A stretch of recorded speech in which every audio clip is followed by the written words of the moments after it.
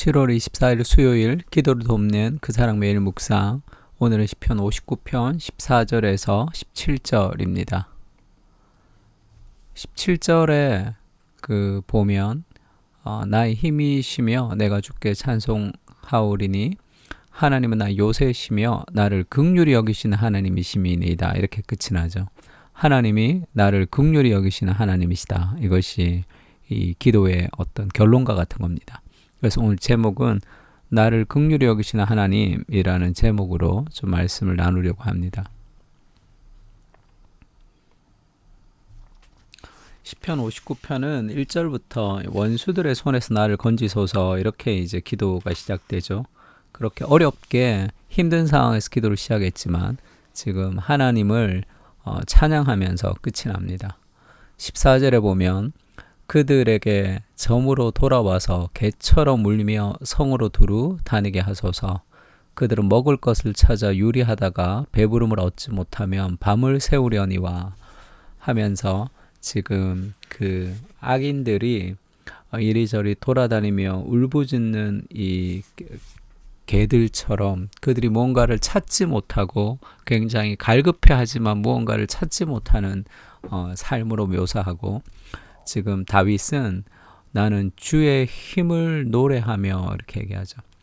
하나님의 힘을 노래하고 아침에 주의 인자하심을 높이 부르오리니 주는 나의 요새시요 나의 환난 날의 피난처이심이니이다. 이렇게 얘기합니다. 그러니까 지금 밤에 다윗이 개들이 막 울부짖고 그들이 막 찾는 거죠. 그들이 만족하지 못하며 배부름을 얻지 못하는 그런 영적인 갈급함 속에서 막 그렇게 찾아 헤매이는 소리를 지르는 개들의 모습이 보이고, 여전히 그 위협이 있지만 여전히 안정된 상황은 아니지만 자신은 그들과 대조가 되면서 하나님의 힘을 노래하고 그리고 그 아침까지 주의 인자하심을 높이 부르게 될 것이다. 그리고 자기는 그 밤에 이 부르짖는 개들이 막 부르짖는 그 상황 속에서도 자기는 그 밤을 하나님이 나의 요새이시며 그 나의 이제 성 안에 내가 있는 거죠.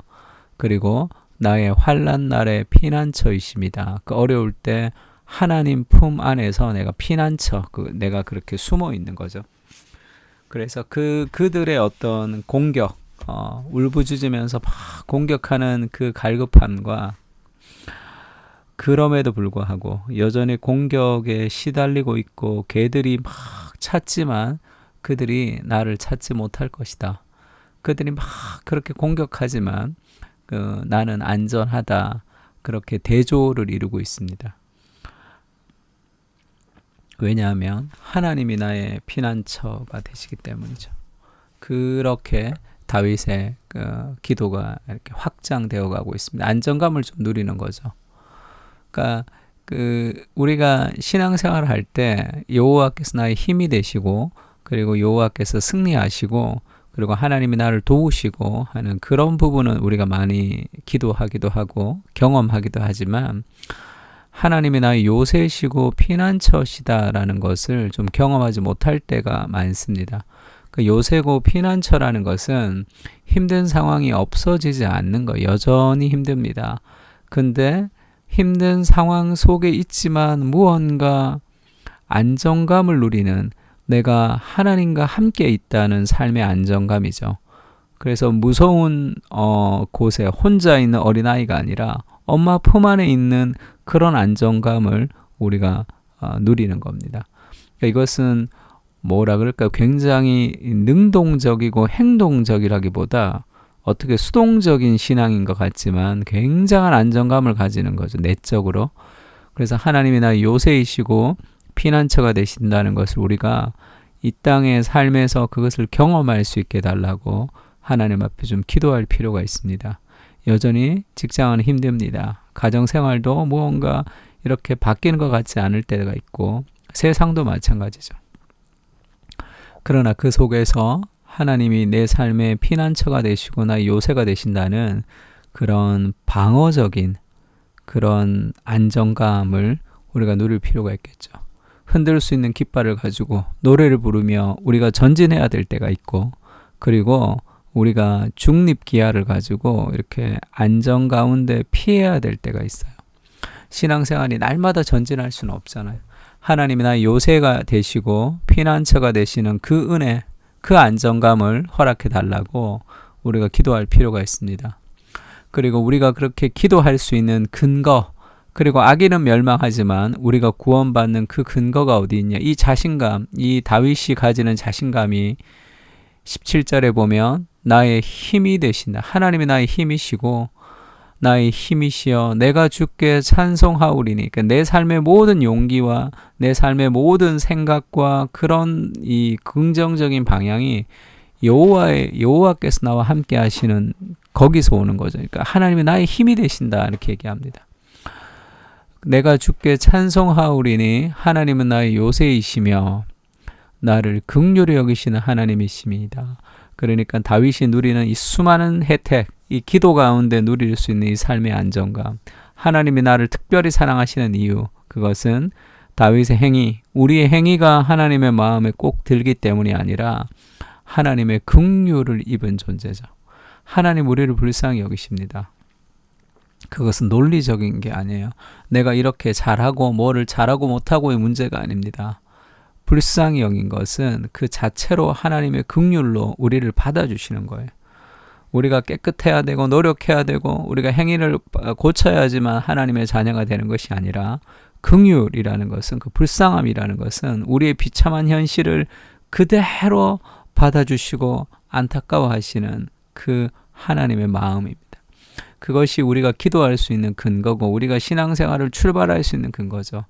우리 삶의 안정감과 위로와 힘의 근원은 하나님이 나를 긍휼히 여겨주시기 때문이죠. 하나님 나를 굉장히 불쌍히 여기십니다. 그래서 하나님이 나를 도와주고 싶어 하시는 분이시죠. 그 하나님의 마음을 우리가 깊이 기억할 때 인생의 여러 가지 개들이 으르렁거리는 세상의 한가운데서도 하나님의 긍휼을 입은 자로서 우리가 안정감 가운데 살아갈 수 있게 되는 거죠. 시편 103편 제가 좋아하는 말씀인데, 아버지가 자식을 긍휼히 여김같이, 아버지가 자식을 불쌍히 여김같이 여호와께서는 자기를 경외하는 자를 긍휼히 여기시나니 이는 그가 우리의 체질을 아시며 우리가 단지 먼지뿐임을 기억하심이로다. 하나님이 우리를 굉장히 불쌍하게 여기시는 거죠. 너 왜 그 정도밖에 못하니? 이렇게 얘기하지 않습니다. 왜냐하면 근본 우리의 체질, 우리가 어떤 존재인지를 아는 거죠. 단지 먼지뿐임을 기억하심이로다. 이것은 인간이 단지 흙으로부터 나온 이 흙 같은 존재라는 것을 알기 때문이라는 거예요. 인간이라는 존재가 대단한 게 아니죠. 흙에서 빚어진 그런 존재죠. 그래서 하나님이 생명을 거둬가시면 다 썩어서 다시 흙으로 돌아가야 되는 그런 아무것도 아닌 존재라는 것을 하나님이 아시기 때문에 우리의 연약함을 긍휼히 여기시는 그 마음을 하나님이 가지고 계시다는 거죠. 이것이 우리에게 주는 삶의 자유함이 있습니다. 하나님 우리를 긍휼히 여기신다는 그 은혜를 좀 기억할 때 우리 삶에 더 믿음 안에서 전진할 수 있는 거죠. 또 하나님이 우리의 피난처가 되시고 우리를 긍휼히 여기셔서 우리를 도와주시는 그것은, 그래서 결국 어떤 으르렁거림도, 어떤 삶의 두려움도 우리가 무너지지 않는 이유는 그리스도께서 우리가 받아야 될 모든 형벌을 다 받으셨기 때문이죠. 그러니까 우리가 어려움 속에서도 하나님이 우리에게 피난처가 되시고 우리의 요새가 되신다는 것은 그리스도가 스스로 자신의 모습을 피난하지 않으시고 다 찢기시면서 고통을 당하신 거죠. 우리를 대신해서. 그래서 그리스도 안에 있으면 우리는 더 이상의 정죄함이 없습니다. 그러니까 형벌을 받아야 되는데 형을 다 살고 온 거예요. 다 끝이 난 거예요.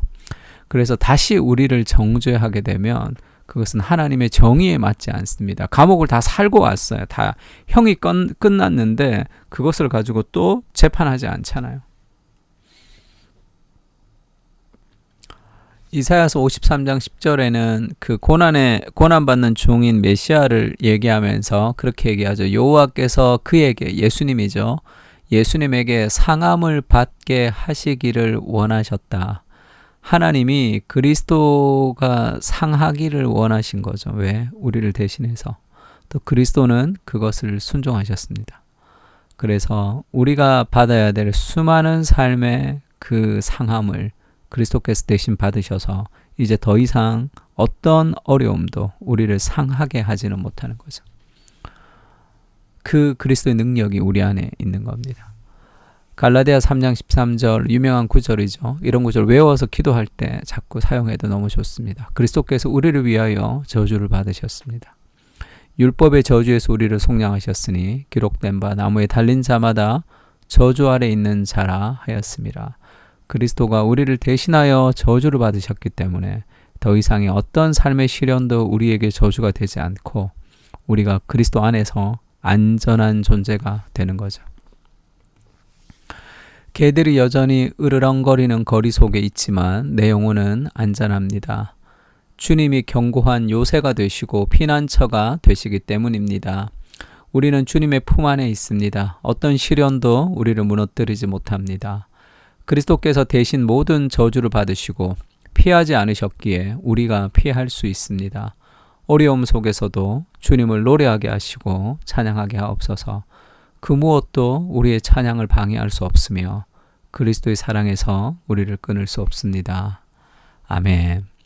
그리스도께서 우리를 긍휼히 여기시는 하나님의 긍휼을 받는 존재인 것을 좀 깊이 묵상하면서 함께 기도했으면 좋겠습니다. 다 같이 기도하겠습니다.